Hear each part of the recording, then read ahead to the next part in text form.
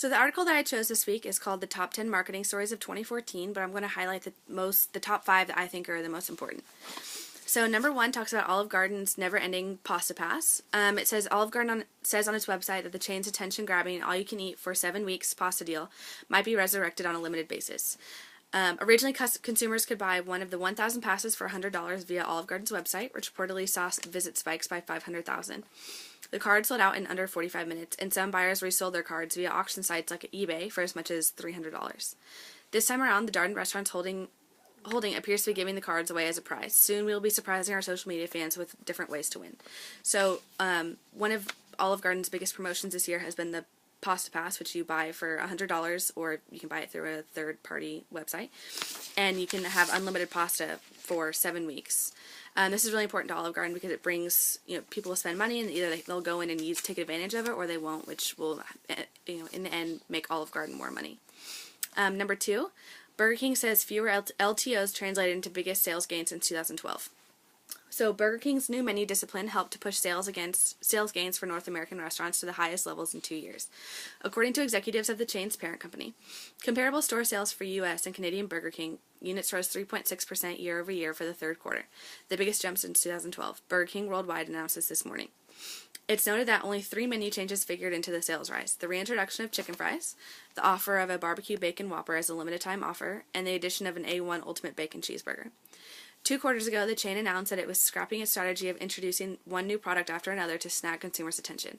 Previously, Burger King and many of its operators relied on a combination of continuous short-term menu changes and discounting to capture more transactions. Burger King will maintain the current strategy of launching fewer, more impactful products, it said in announcing the last quarter's financial results. So this is talking about how Burger King's menu and how their changes will affect their sales gains since 2012.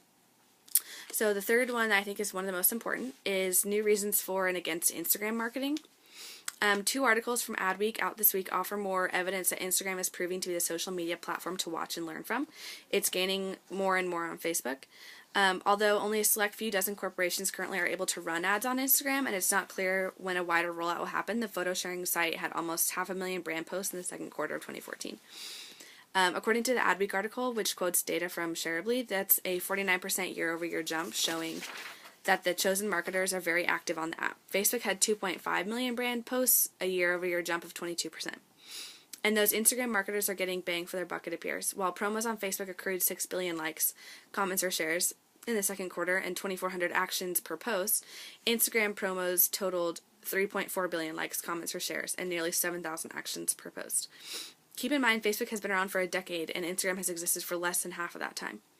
And while Facebook has 829 million daily active users, Instagram is pulling those results from 200 million monthly active users.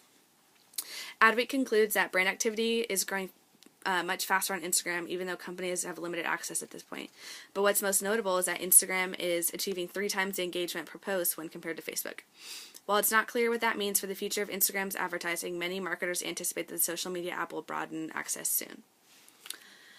So that was number 3. The number 4 was McDonald's kicking off happy hour restaurant promotion with new horchata frap. McDonald's has introduced a new horchata frap drink as part of its late afternoon McCafe menu at participating stores in Southern California. A traditional horchata is a chilled Latin beverage based on almond rice milk flavored with cinnamon. The McDonald's version is a creamy blended ice drink made with coffee, cinnamon, and vanilla, then topped with whipped cream and a caramel drizzle. McDonald's Operators Association of Southern California is introducing the horchata frap along with the McCafe Social Hour restaurant promotion that will run this summer. Starting May 12th, customers can buy one McCafe beverage and get a second one free from 2 to 5 in the afternoon. Starbucks sort of does a very similar thing with their happy hour. Chains including Sonic and Starbucks have long been running along those non-alcoholic takes on the happy hour to build traffic during the off hours. The McDonald's horchata restaurant promotion, however, seems geared to attract the growing population of Hispanics, now comprising 18% of all QSR traffic, as reported in the May issue of Restaurant and Business Magazine.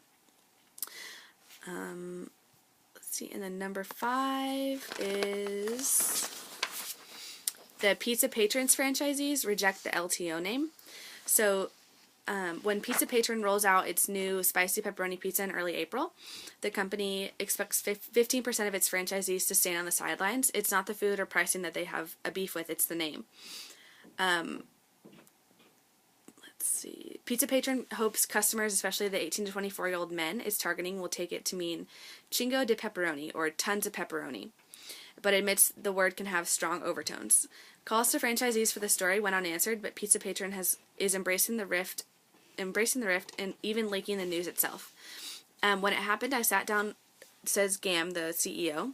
When it happened, I sat down with the founder and CEO, Antonio Swad, and he said, let's make something positive of it. Though Pizza Patron trimmed its franchisee system and closed 20 stores in the past year, it has no hard feelings. We've got people where they really need to be. Now we have a smaller and healthier system, and we are with the ones who we want to continue to see growth. So those, out of the 10, I picked the 5 that I think were the most important or most influential that we heard about every day in the system. And yeah.